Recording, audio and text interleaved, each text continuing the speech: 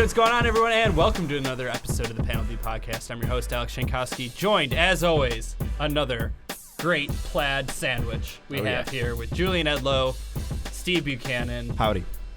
How are we feeling today, boys? Not nice plaid. Cozy in my flannel. Week 7 sucked. Julian's going to take a nap. He had a tough ride in. He did. Real tough ride. How about that ride in? I won't list what line let him down, but it rhymes with, well... It was the orange line that let me down. I'll say it because I'm in a bad mood. It took forever to get here because there is no orange line today. There's no word that rhymes, and there is no line that lets you down quite as much. But Bukes was here. Nice and early. Yeah. As per the usual. Yep, ready to talk about some bad bets that he made, and yet another undefeated weekend for yours truly. All right. So let's talk a little bit about the week that was. First off, an ode, a eulogy, if you will, to the Arizona Cardinals, because that team is dead to me now. You can't, for them to trot out David Johnson for the first carry of the game, not play him again, then say it was an emergency basis, then send out a tweet saying, oh yeah, you should have started Chase Edmonds in fantasy. Why would anybody have started Chase Edmonds in fantasy? As someone who had him on the bench, ridiculous. And done with it. I might even just drop him. I don't even want him. They like retracted too. They ended up coming like, oh, can't be all mad about fantasy football, blah blah blah. We got the win. Well, then don't target everybody. You can't blast people and then when they come back at you and be like, hey, we got to win. What's your problem? Dopes. Well, and you know what it is? It's some dope, who runs a Twitter account. He's probably like fresh out of college, good goofy glasses, probably like an average student. And we don't know what he looks like, but just an assumption. He or she. Stereotyping. Great. So we sit right near our social team. They're not going to be very happy with you. I got to say that. So for me, I think it seems like this is all on the Cardinals because of how they're playing it off. But are we sure that all the Arizona beats did their job before the game and were like, yep. So they asked about David Johnson. They took the answer he's going to be active. But did anybody ask what's his workload going to be? How many snaps do you see? How many touches do you see, etc.? Sure. I don't know if we necessarily have that, which to some degree falls on as, writers. These are the questions that we would be asking had we been there. So somebody's got to ask that. It's just strange to me. I know it's an ankle, so there's a possibility they put him out there for that first carry. He tweaked something, and then they said, well, hold off. They got out to the big lead as well. So I get that, but... That's Chase Edmonds. They got out to the big lead. Well, then Edmonds was throwing up during the game. Oh, yeah. Which is why he missed, apparently, the first carry. Right. So... But I don't know. It doesn't make sense. To me, I was ready to eat it, but then the tweet at the end is what set me off. To then throw it in everyone's face. Average college student, goofy glasses. I think social media being of the import that it is these days, the Arizona Cardinals being a professional football league team, I don't think they have an intern in college sending their tweets anymore. I'm going to find out. I'm going to do a beat reporter's job and ask the important questions. So who's the dope that runs this account? Real quick aside here. You know how a lot of times you have mascots in the same mascot in two different sports, like the Giants in baseball and in NFL. In that case, at Giants is always the NFL team, and then San Francisco is something else. Spurs in basketball, Tottenham has to be something else. Okay. The Arizona Cardinals do not get to be at Cardinals. That is the St. Louis Cardinals. At AZ They're the Cardinals. At AZ Cardinals. So maybe there's a little Napoleon complex going on here. Shouts out to Tariq Cohen. What else stood out to us, though, this past week? I mean, Aaron Rodgers, hello. Got some healthy receivers.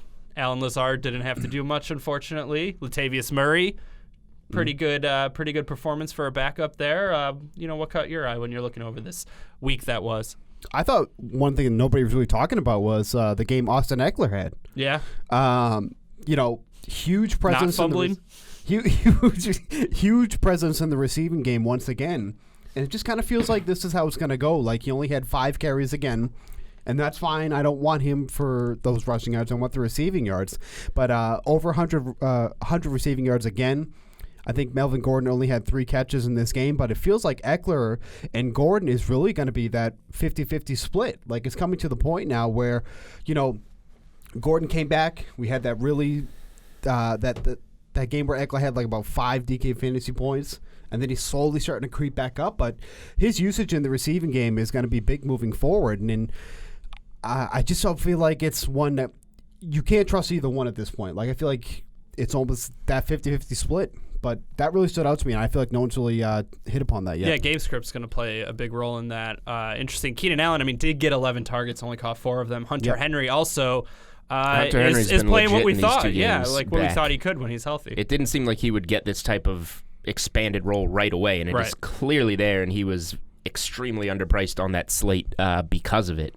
And just talking real football for a second, in terms of Melvin Gordon's value and why he had 0 leverage in that holdout, the Chargers went undefeated in games Melvin Gordon sat out last year. They're now 0-3 with him in the lineup this year. So there goes all your leverage for all the money you want, because you don't matter in terms of winning games. Like, you just need a healthy body that is capable to hand the ball to, and Austin Eckler was doing better in playing the combined roles together. So, like, not that, and they're still going to be, running backs are still obviously going to be the most important fantasy people. We need to know how many times they're going to touch the ball, like the David Johnson situation, but then you plug someone in, Chase Edmonds comes in and puts up a bigger game than David Johnson probably even would have had. Yeah. So it just shows how important researching where these touches are going to go is. And the Cardinals situation was kind of fluky, but just in general. And then, real quick, Chargers 4.5 dogs against the Bears this week, who give up a lot of points. Those teams stink. Yeah, but they give up a lot of points to opposing running backs in the passing game. Which was going to be my point about Eckler. So, if you want to keep running that out, this would be the week. 40.5 for the total. Total, yeah. Yeah. Yep. Kind of like the over there, but we're not on best bets yet. Already, the wheels I'm are just turning thinking, already. We want to go. Let's talk. This wasn't even a best bet, but now I just got triggered, and I'm going to give a bad beat alert. I had a good day, but I had Chicago Bears finally. Team total. Yeah, I'm back, by the way. Yeah. He said he's back. I'm back. Till we get to the updated records. He's back. Those are only 2 plays. You got to see them on Twitter, play them all. We had a great Thursday night. Best bets. Chicago Bears team total was 21.5. They were at 10 with like 5 minutes left in the game, doing nothing. And then garbage time touchdown. The Saints let them march down the field. Onside kick, bozo play by Michael Thomas, diving at the ball like some scrub. Gives it back to him. Another touchdown while the Saints defense doesn't care. They should have scored 10 points in that game. That was ridiculous. But they didn't. Like, it's amazing to think about how bad Trubisky looked that entire game. Right. And then you look at what he ends up with. Slings it down the field twice. Yeah. 20 DK fantasy points. Out of nowhere. Literally out of nowhere. Defense doesn't care. They're going to give him everything. It's crazy. He'll be out of a job soon enough, though. My takeaway from the slate was, so I'm predominantly a cash player. Matt Ryan's been in my lineup every week because there's no reason not to, because they have no running game.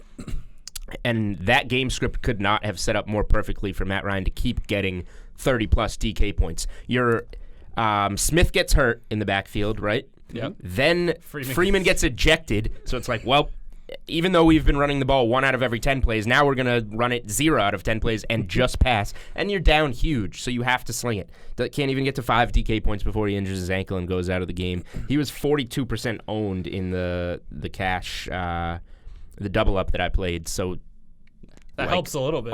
It helped a little bit. Shout outs to Latavius Murray helped sneak us in there. But if you faded Matt Ryan in cash, you probably did great. Almost half the people had him. That was only the one downfall. Quarterback didn't outscore Matt Ryan. It was Case Keenum with 3 DK fantasy points, and that includes Mike Glennon, who came in for Carr, Matt Schwab, who came in for Matt Ryan. All these guys outscored Matt Ryan last week. It was Mahomes too, right? It was a weird I think week. Mahomes There were a lot of really bad quarterback plays this week. Case Keenum had 3, Matt Ryan 4.5. Well, you weren't playing Case Keenum though. True. Whether okay. All right. Whether all being right. a Ones that not. matter. Matt Ryan 4.5. Kyler Murray just under 7 against the Giants. Jimmy G, maybe you were looking to play him against Washington, but once you saw the weather in that game, it just definitely was not going to get there. 7. Mahomes 7. Flacco. Carson Wentz had under 10. There were some pretty bad. prominent quarterbacks that had single-digit games this week. All right, let's look ahead. We will do Patriots-Jets Monday night talk a little bit later on when we talk about our picks and how those performed as well, but maybe early reaction to the lines here for the upcoming week.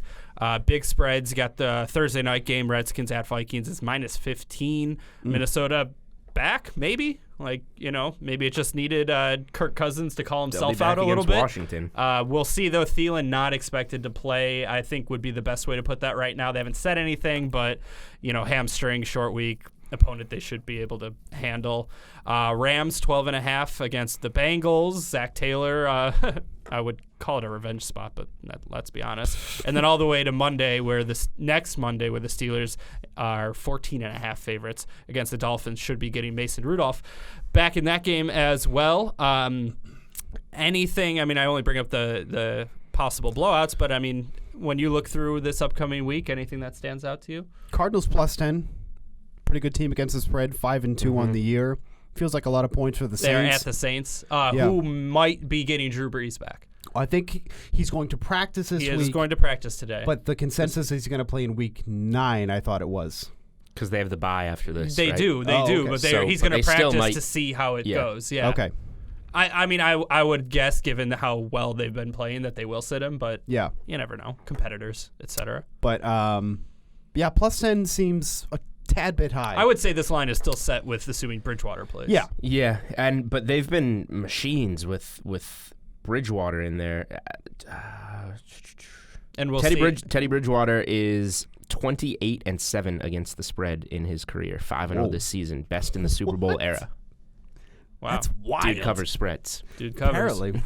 Picked him last week. Covered. Now the argument here is that the Saints have, for some reason, been small underdogs pretty much every week, at least the last 2 weeks. Right. I forget where they were 3 weeks ago, but the lines have been extremely fair, and they've been winning outright as underdogs. So a 10-point favorite at home is going to be a little bit different, obviously. Both teams 5-2 against the spread so far. And we'll have to see how David Johnson feels, I don't care about that at this point. It looks like Chase Edmonds is fine, so I don't think David Johnson's even worth a point to the spread. It's going to be Latavius Murray versus Chase Edmonds, and us fantasy waiver wires I would love to play it. both of them in that game. Yeah. Well, with all the guys that are working out today, too, that's concerning. Jay Ajayi, Spencer Ware, all these guys, coming out of the basement to get a workout. But that obviously doesn't bode well for Johnson's future, the media future, at least, if they're bringing all these guys in.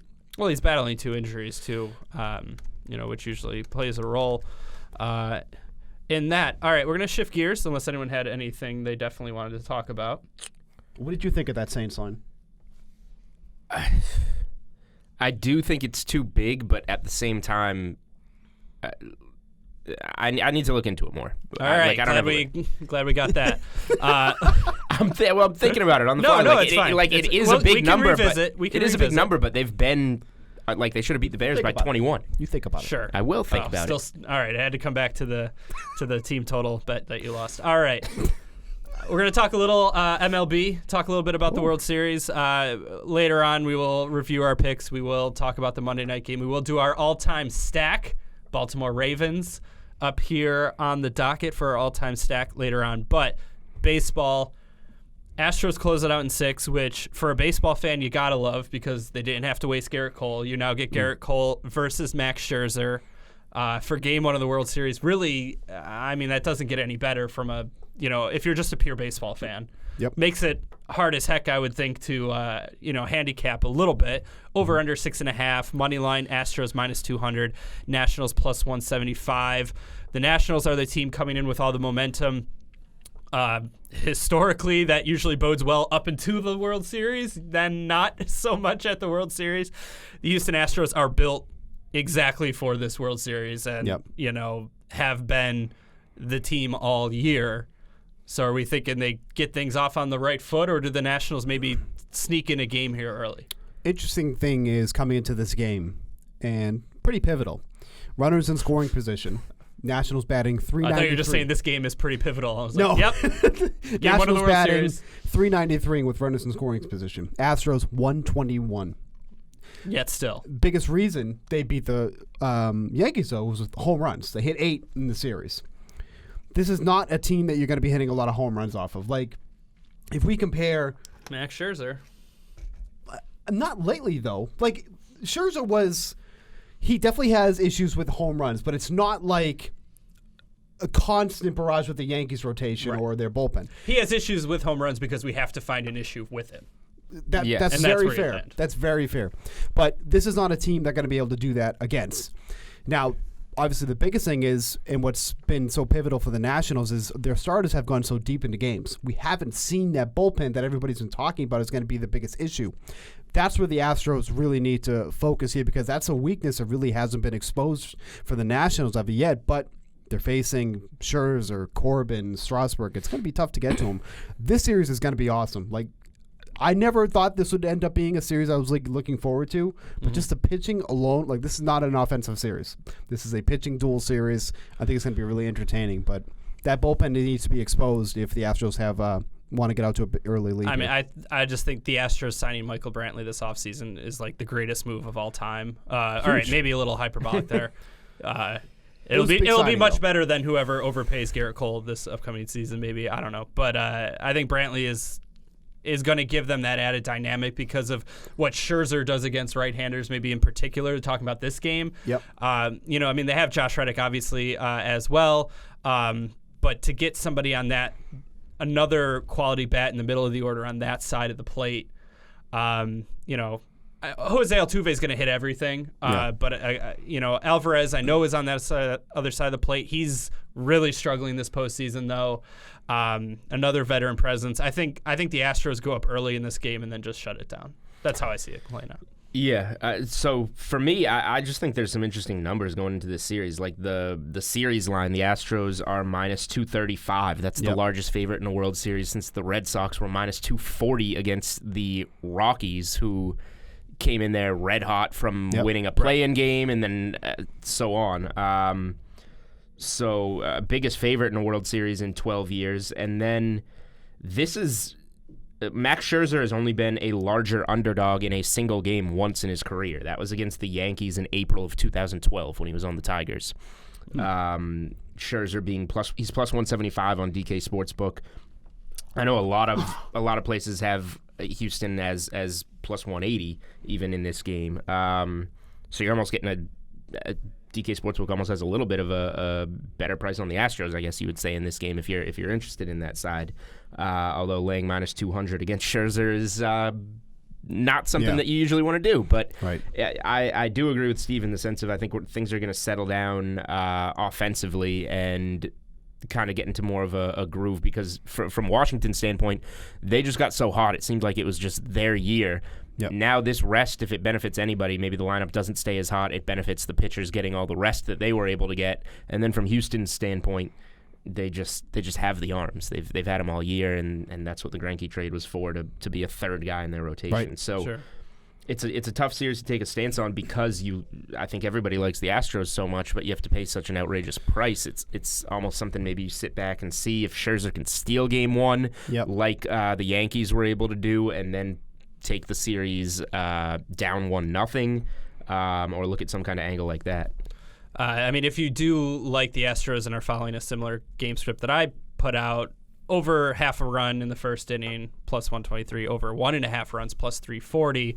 The over half a run has hit in the Astros' past 4 games, whether it's them or the Yankees in the last case. But I don't know. I think you're at home, you get, I think we see a home run early, and then still a pitcher's duel. I don't think it's going to be a blow up by any means, but I don't know. Just kind of got that gut feeling in that regard. Anything else though, as we look at this, how we might want to bet it moving forward, or we feel like we kind of laid it all out? Well, or maybe from a DFS standpoint, if you want to get in on some showdown here, you can fit both pitchers in your lineup. Probably not as a captain, but yeah, I was gonna say definitely can't captain though. Yeah. That makes it impossible. Go ahead. I know you want to do my MVP. I was going to say, the last time I placed a World Series MVP bet, I hit on plus 3,000, so I should probably give an opinion here, right? Sure. I have one too. Go ahead. Sean Doolittle. No, there's obviously guys at the top of the board Cole's plus 650, Verlander's plus 750. Those are the only guys Boring. under plus 1,000. So I'm not going there. Come on. I just immediately went to look at like plus 2,500 and below. Yeah. Who stands out down there? Because I think you get guys in similar positions as the guys at the top of the board. So the narrative of going with like Steve Pearce is that he was hitting third in the Red Sox lineup at the time. The Dodgers, who they were facing in the World Series, had a lot of lefties. So why not him instead of a guy like Mookie Betts, who's plus 800? So the best player on Houston right now is Altuve at plus 1,000. So who's somebody, I guess, that's in a role like Altuve at a much more affordable price? So when you look down, there's like Yuli Gurriel at plus 2,500. If you were to go to the Nats side and go with the hot bat, a guy that just won NLCS MVP, you got Howie Kendrick at plus 2,500. I think those are two guys that jumped out a little bit to me. Unfortunately, I don't see anybody plus 3,000 that I like. There isn't even anybody plus 3,000. It just goes right to plus 4,000. I think Brantley at plus 2,000 is really enticing, kind of like what Alex was saying. Scherzer has struggled with lefties. You know, this is a perfect guy to do it too. And if we do it out here, because I think this is going to go 7 games. They see Scherzer twice in this. Would he potentially be the Game 7 starter? Maybe, but that would set up perfectly if they went into a Game 7. Brantley hits a pivotal home run, kind of recency bias. We've seen a lot with these series. He could be a shoo-in for the MVP at plus 2,000. That was one that stuck out to me immediately because he's been pretty quiet during the playoffs, but this is a perfect scenario for him to kind of break out against someone like Scherzer in a spot where it could be a very tight game.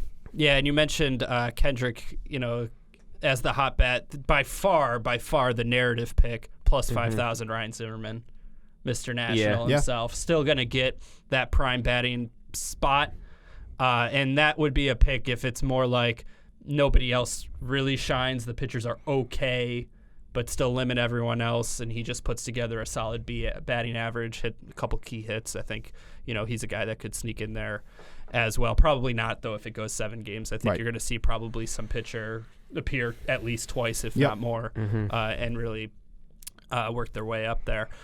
Okay, all right. So now before we get to everyone's favorite segment, the all-time stack, we are going to go back to the NFL. Are you denying that it's everyone's favorite segment? No, just a tweet that the DK Sportsbook threw out that just kind of boggled my mind here. Sorry, go ahead. Proceed. All righty then.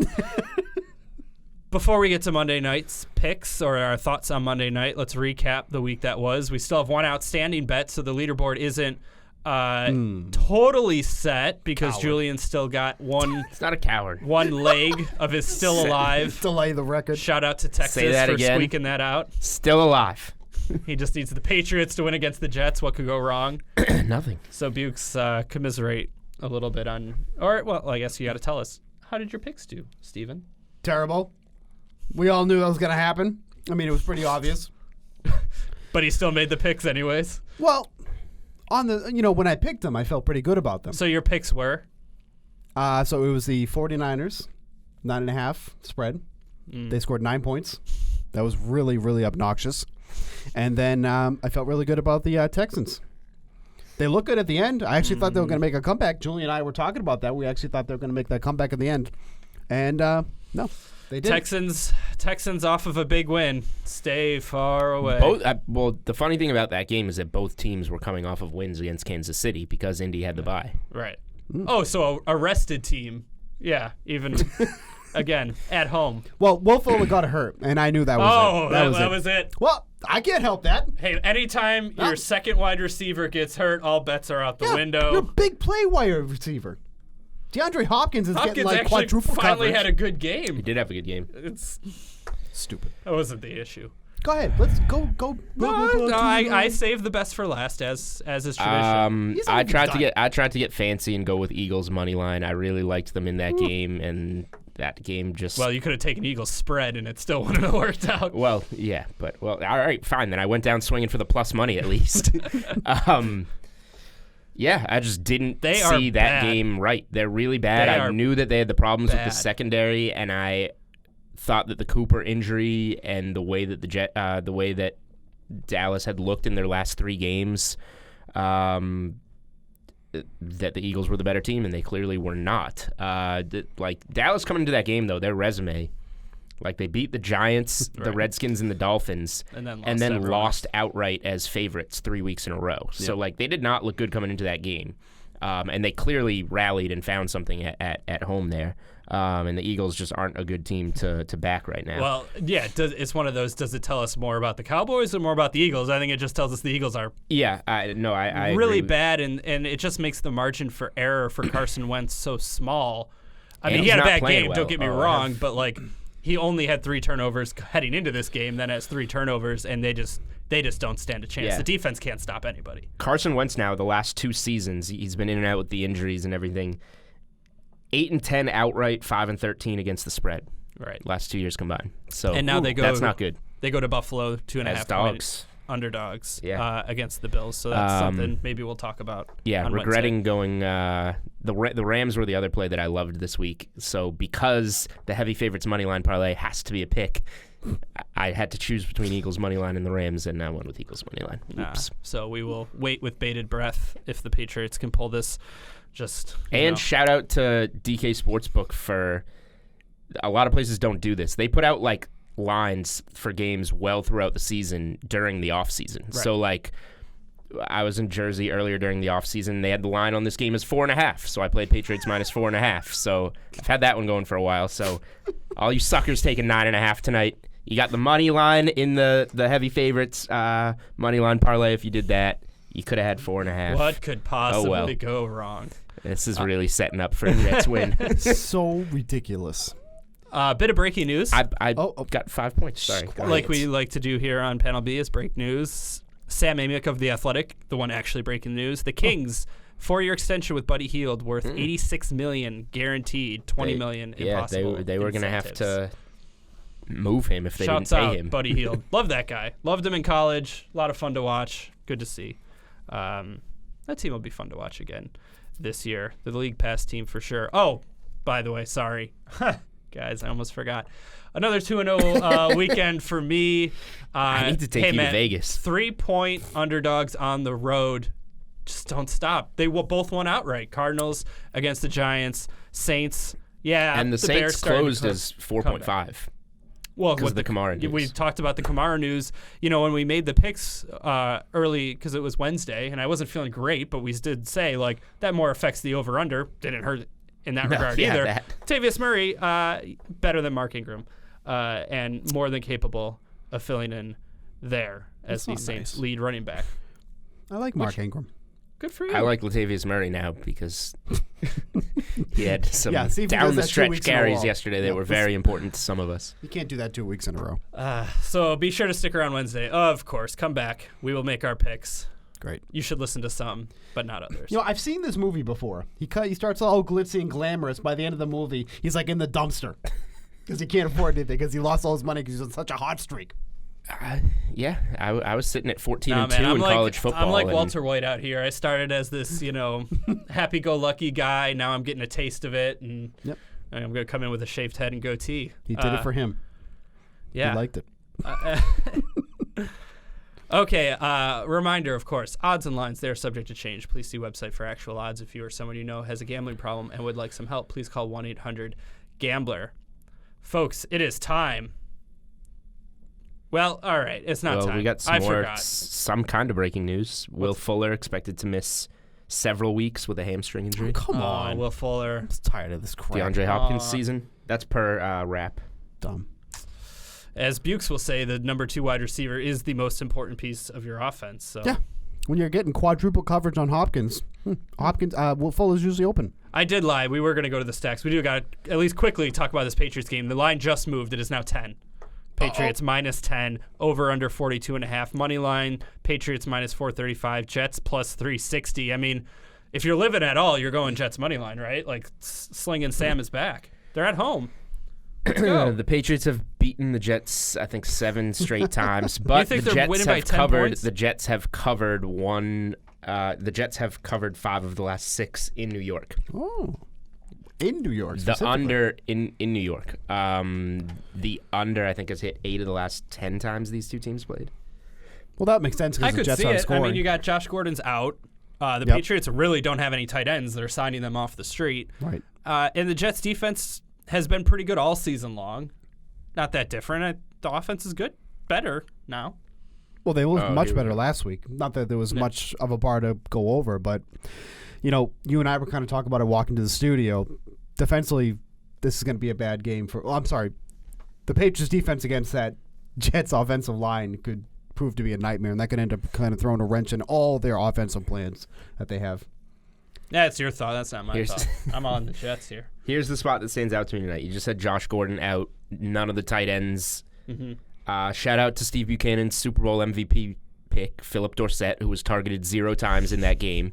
He will be targeted plenty of times in this game, with Edelman really the only other pass catcher, Edelman and James White. Right. Over under 3.5 receptions for Philip Dorsett on that's DK a joke. Sportsbook. That's obviously a joke for a former Super Bowl MVP to do that on the primetime stage on Monday Night Football. I'm not going to explain why I said that because it made all the sense in the world leading up to that game. You cannot deny that it was lining up very well for him to be the Super Bowl MVP. No, it wasn't. Fun story, because we are not an established professional football league, we did have an intern running the Twitter account, still do, for the Sweat, and it was like her first week, and someone clipped up, like it was way after the fact, months after that, someone clipped up you talking about Philip Dorsett for Super Bowl MVP, and we had her tweet it out, and she felt so bad. What? Felt so bad. Remember that? It was like months later we gave a shout out to you. Oh, that's I think he right. re-signed or something. Yeah, that was good. That's right. Shout out to Steve Buchanan. That was not very Super Bowl nice. MVP. Because you know what? If that hit, everyone would have been like, wow, this guy's amazing. I know, like almost if you called Steve Pierce last year. That's the definition of an alley-oop. You're acting sad, but you knew that was Alonzo layup right there. Leave me alone. Producer He's going to catch more than Producer 3.5 Matt admits balls that he tonight. was the one who clipped it up, and we peer pressured our intern. Thanks, Slates. Poor Ginny Come at on, the time. Slates. Go up on the TV. You coward. There he is. We got 2 dopes in there. 2 mats. Between 2 mats is a microphone. All right.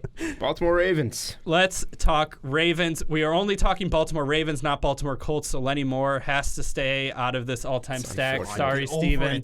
Get over it. Lenny Moore is the new Andrew Kashner. It has been decided. So all-time Baltimore Colts. We needed one of those, yeah. All right, now we got to make a Lenny Moore one. We don't have a lot of history, obviously, to go off of with this team. However, so good luck picking a wide receiver, basically, is where I'm going, given this team's history. But, Julian, you got a quarterback, a running back, a wide receiver, and a flex all-time Baltimore Ravens stack. Go. So, yeah, the first thing you do, obviously, is look up the quarterbacks in Ravens history and go, there's got to be someone back there that you're going to take. Tony Banks. And it's absolutely Lamar Jackson. And Vinny you don't want to be a prisoner of the moment, but hasn't he ran for over 100 yards in consecutive games at this point? Like touchdowns, yes. Yeah, so like you're getting elite running back production there plus whatever he can give you through the air. You have to go with Lamar Jackson. No argument here. Because of the lack of other options is part of the reason, but Lamar Jackson's also kind of that good from a fantasy perspective. Kyle Bowler had that. No, Trent Dilfer won a Super Bowl. I was going to go. Bukes is definitely going Trent Dilfer. Of course. Running back, the Jamal Lewis season that he put together was, like pre-AP, was been pre-LaDainian Tomlinson in his prime. As well. So that was one of the biggest seasons we had seen at the time from a running back, and not many guys have topped it since. So that's the running back play. And then you go to receiver. I'm actually playing a receiver in flex as well, so I'm going with 2 receivers. Wow. Great. Which is somewhat surprising. I was asking if I could put Todd Heap as a wide receiver. Anquan Bolden Fair. is in there. PPR monster for starters, and just an overall great that's a very football cash player. game play from you. Very cash game play. That's me. And then Steve Smith was pretty solid there in his stint as a Raven. He's obviously a much better Carolina Panther, but I'm a big Steve Smith fan, and I think he's really good. Yeah, I mean, the trash talking element is there. That's exciting. Nah. Derek Mason is the all-time receiver. If we're looking at, he's not my wide receiver though either. I went with someone else yet again. So maybe there are more wide receivers than we thought. Who are you going with here? Well, pull out your extensive. I considered Derek Mason, but it was so. Notes are here. Derek Mason was there for so long. It was so much volume, which you can't count against him. But I mean, he was in the Tennessee for. Anyways, all right. Too much Derek Mason talk. you made a really good point because I know. put Flacco. Whoa, I don't know about this. No, well, I had Flacco down as a quarterback. Oh, God. But hold on, but there's nobody else. There's nobody else. Well, there's Lamar Jackson who runs for 100 yards. I mean, I didn't really consider that, but yeah, that's a really important thing to consider. Well, especially a day after he just ran for 100 yards and a touchdown the second consecutive but we're talking game. about what? Has he played 10 games yet? Like how many games has he even played right now? Right around there. You know, I don't know. He probably has more. Probably has more DK points than Flacco had as a Raven. I had Flacco at quarterback. So you're going with Flacco. I'm going to because I'm not going to put. You're not going to tinker. Yeah, I'm not going to take Jackson, who's played like 10 games, and say he's the greatest of all time at quarterback. Fantasy quarterback. Well, the definition of what an all-time stack is has changed probably every week. It's a very It's loose up to definition. you. It's what you want to do. It's what argument you bring to the table. Yeah. You're not bringing us a good Joe Flacco argument here. well, he only has 30,399 more than Bowler. So there's that. Because how many does Bowler have? Not much at all. But when you look at passing yards, it's Flacco, Bowler, and it's that much of a difference. Achilles Smith only has 10,000 more passing yards than I do in the NFL. The Ravens quarterbacks stink all They the time. stink. It's pretty remarkable Tony that Banks. they've won 2 Vinny Super Bowls Testaverde. since. Yeah. 2000 or whatever defense it plays is. a role. Maybe Flex should be the Ravens DST. Anyone? Oh, No, that's I didn't actually do not it. whoa! bad. Just All right, so I didn't think of that.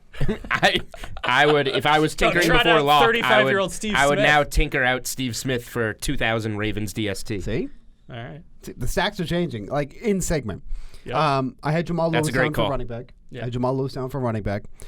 Leads in rushing yards, touchdowns. You've been shaky at running back lately. It was Yeah. a smart move to just play the obvious chalk play for Go you. chalk. Well, I would say overall, the Ravens stack is chalk. No. I mean, we Well, receiver and flex is where it mixes Well, up. let me finish. talk about Colts. Colts was chalk So outside of Lenny Moore, of course. I'll tell you what. If I had walked out on the show before, I probably would do it right now. Wide receiver. Every week. I had Derek Mason at receiver, Okay. Okay. and then I had Can't Todd argue Heap with it. at flex. You did go Todd Heap at flex. I did. Shout out Todd Heap. Because the in start terms of of the white tight end that just is always on the Ravens and just is always He was there around. for about 13 years. He was there for a a Sounds long like- time. Yeah, the You face definitely- mask from like the 80s. Yeah, you took 2 volume guys at the end there. Yeah. Well, really the whole thing. Hey, thanks. I'm glad you're proud. He went chalk. He went safe. He'll hover around the cash line, and Flacco will mess that up. All right, quarterback. hear the I end went of it, Lamar thank you. Jackson as well. To Julian's point, it's not only like how bad the other quarterbacks have been, but from a fantasy perspective, he's going to potentially go down as one of the most dynamic of all time if he stays healthy. Running because they're tailoring the offense around him. They're building around him. He's going to be around for a while. Running back Jamal Lewis as well. Wide receiver. So I went Torrey Smith as a GPP kind of play. He's like 4th or 5th in terms of overall yards, but in terms of Gets him in average touchdowns. average yards per catch, he's at 16, well above anyone else. The field stretcher there, multi-touchdown upside, so I'll go there. And then my flex, obviously, as I want to do, went totally off the board, not an actual player. But I would posit that the Baltimore Ravens have the best city mascot team name full on in all of professional sports. If you talk about like what the history of the Baltimore Ravens is, Edgar Allan Poe literature, keep reading books, everyone. It's very important. What Edgar Allan Poe meant to the city, Ravens, it works. It's not wimpy. It's not like the baseball team across the street that went with Orioles. They looked at that like, let's get an actual scary bird here. A scary bird. It's intimidating, man. I love the black and purple. It's a good look. I like their jerseys. General team name, Baltimore Ravens, is one of the best, if not the best, in sports. It's like a PSA to keep kids in school reading books is your flex pretty much. Telltale Heart, guys. Come on. The one with the eye. Maybe that was Telltale Heart. I don't know. I didn't read a lot of it, but I know enough. Scary bird. I'm bringing a Hey, live you raven. have a raven land I'm bringing on a your live shoulder. raven into the studio next week to scare Janko with. No, I would. This guy needs to get scared straight. Yeah. I gotta read some more Edgar Allan Poe. Bring in a raven, bring in an oriole, and tell me which one is scarier. What's a better team name than what it means for the city than the Baltimore Ravens? I'm gonna start using some some But work if from that one Edgar is- Allan Poe in my articles, and when Janko's editing, Good them, idea. just like, But if that one is What a is nice not touch. allowed because it's not an actual thing, then yeah, Ravens DST. all right, good stack. Didn't they have Devin Hester for a while too? Like you get the special teams in there as well. I think he finished his career. No, you got Deion Sanders had the pick 6 against the Bills. Trust me, I never forgot that. Nope, I remember Dion. Maybe that's it. Buffalo Bills is just a terrible name. I'm surprised nobody brought up the running back that also associates with food. Has the last name that associates with food. Yeah, him and I went to the same alma mater. Ray Rice. Nope, I didn't not think going so. there. I Sorry. thought somebody would. Jamal Lewis. got the numbers. Regardless of anything else, Jamal Lewis it would be a better choice anyways. Maybe not as much in the passing game, but oh well. Him and Lamar Jackson, that's a great offense. Scary bird. Scary bird. Is that it? All right, I don't really Well, have I anything never to say heard about anyone the scary birds. I never heard anyone bring up another team that's better. So, better team name. I don't got one. What? Patriot? Nope. You're gonna come Yeah, at me with definitely Patriot? Nope. Red Sox? Pat the Patriot's terrifying. XFL has some good names. They did. They don't now. They're Viper. really lame now. You wouldn't want to be a Viper? I would Talk make an about argument scary. for the I'm Saskatchewan pretty sure Roughriders. a raven would like swoop down and claw a viper's head off and then just fly away. Whoa. Family show. That was It is graphic. most Saskatchewan definitely not a family Roughriders. show. A reminder that you have to be 21 or older to play on DraftKings. Well, I'm going to start swearing then. That was holding you back before? Yeah, well, sometimes, the guy who cut up the Philip Dorsett thing, he bleeps me out. Well, poop. I'm going to talk to someone All about right, that. we I'm gonna have start to end swearing. this show now. I am sorry. You got anything else? I'm going to start swearing. I'm in. I love how he says it and then doesn't do it. Like, you come Well, back. we have to run it by a few people Yeah, before I know. we I start can't doing just it. do it. Here's a list of the words I want. Yep. All right, Yep. man, go north of the border. No one cares what you say up there. All right, folks, that is going to do it for the Panel B podcast. Julian Edlow is here. Stephen Buchanan is here. My name is Alex Jankowski, and we will see you next time. Scary bird. Let's go, heavy favorites money line parlay.